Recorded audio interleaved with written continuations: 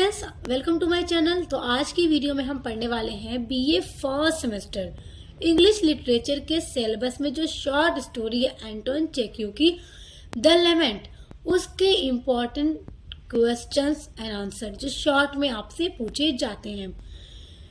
ये सभी जो क्वेश्चन आज की वीडियो में मैं बताऊंगी द लेमेंट से, ये सभी पूछे जाते हैं एग्जाम में। तो बहुत ध्यान से इनको देखिए और समझ लीजिए और फिर याद कर लीजिएगा, क्योंकि यहाँ से क्वेश्चन जरूर आएंगे। और देखिए, इसके अलावा जो आपके सिलेबस में द लास्ट लीफ है ओ हेनरी की शॉर्ट स्टोरी, उस पर भी क्वेश्चन आंसर की वीडियोस अपलोड कर दी है। उसका क्रिटिकल एप्रिसिएशन भी अपलोड कर दिया है, तो देख लीजिएगा, बहुत इंपॉर्टेंट वो भी है आपके एग्जाम के लिए। और द लेमेंट का भी क्रिटिकल एप्रिसिएशन मैं जल्दी अपलोड कर दूंगी।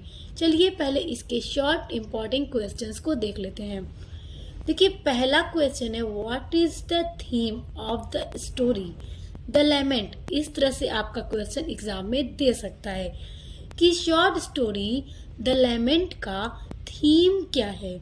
अब पूछे, अगर मैं आपसे पूछूं कि लेमेंट मतलब क्या होता है, तो लेमेंट मतलब क्या होता है बताइए। देखिए, लेमेंट मतलब होता है ना शोक, शोक जैसे उदासी, शोक होता है। और इस स्टोरी को मैंने पढ़ा भी दिया है, अगर आपने नहीं पढ़ी है तो पढ़ लीजिएगा। और जिन लोगों ने पढ़ लिया है तो बहुत बढ़िया, क्योंकि स्टूडेंट्स आप स्टोरी पढ़े रहेंगे तभी क्वेश्चंस को आप समझ पाएंगे। और मैं यहाँ पे स्टोरी एक्सप्लेन करने लगूँ तो वीडियो काफ़ी लंबा हो जाएगा, इसलिए आप स्टोरी को पढ़ लीजिएगा। मैं डिस्क्रिप्शन बॉक्स में लिंक दे दूंगी। चलिए क्वेश्चन देखते हैं। The central theme of the story is misery और pain। जो सेंट्रल थीम है स्टोरी का वो है मिजरी और या पेन। मिजरी मतलब होता है कष्ट या मुसीबत, और पेन मतलब होता है दर्द।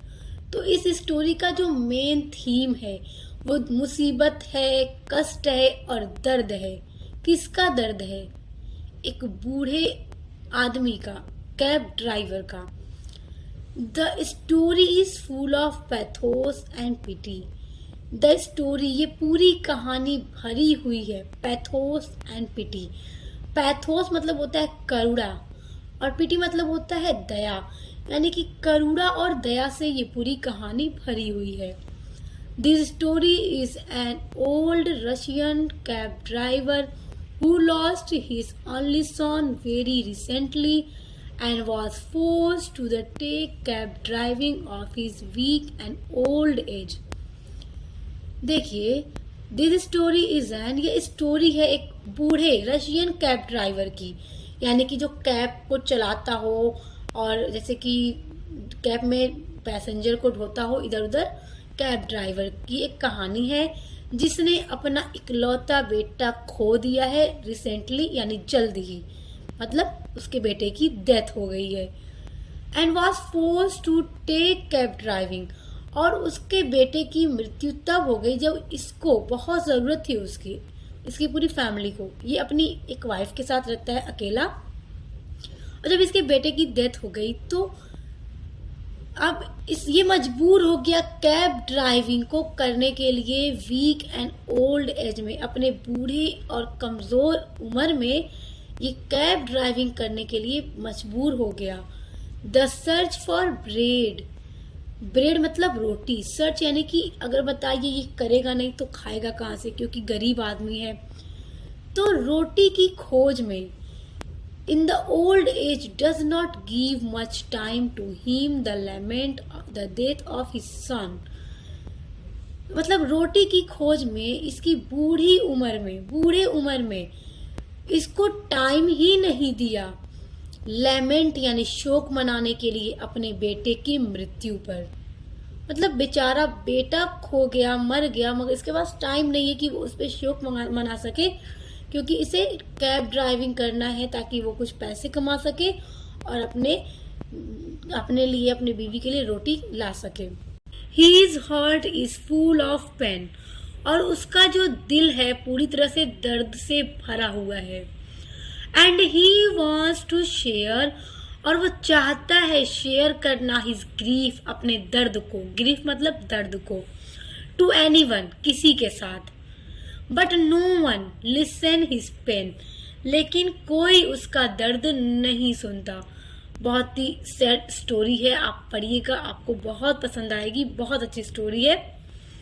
एवरीवन इग्नोर्ड हिम, हर कोई उसे इग्नोर करता है। जिससे भी ये अपने दुख को बताने की कोशिश करता है, ये अभी बोलता भी नहीं है, उससे पहले ही बंदा उसे इग्नोर कर देता है। एट द एंड, और स्टोरी के एंड में, Iona shares his grief to his horse, और स्टोरी के एंड में आयोना अपनी स्टोरी को शेयर करता है अपने घोड़े के साथ।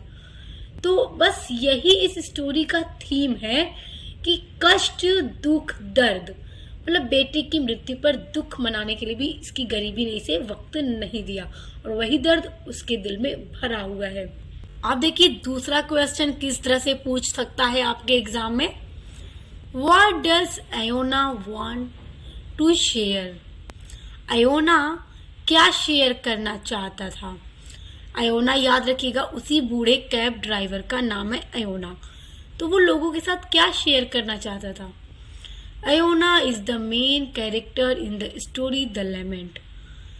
द लेमेंट स्टोरी में जो मेन कैरेक्टर है वो आयोना है। He is an old and poor cab driver, वो एक बूढ़ा और गरीब कैब ड्राइवर है, गाड़ी चालक है। Iona has lost his son and he is deeply sad. Iona ने अपने जवान बेटे को खो दिया है और वो बहुत ही उदास है। He want to share his pain about his son death. वो किसी से भी अपने दर्द को, अपने बेटे की मृत्यु के दर्द को बताना चाहता है कि किस तरह से उसका बेटा मर गया। इसी दर्द को वो किसी के साथ शेयर करना चाहता है। और किस लिए कोई इंसान अपना दर्द किसी से शेयर करना चाहता है? इसीलिए ना कि उसके दिल का दर्द थोड़ा हल्का हो जाए, वो किसी के साथ बांट दे।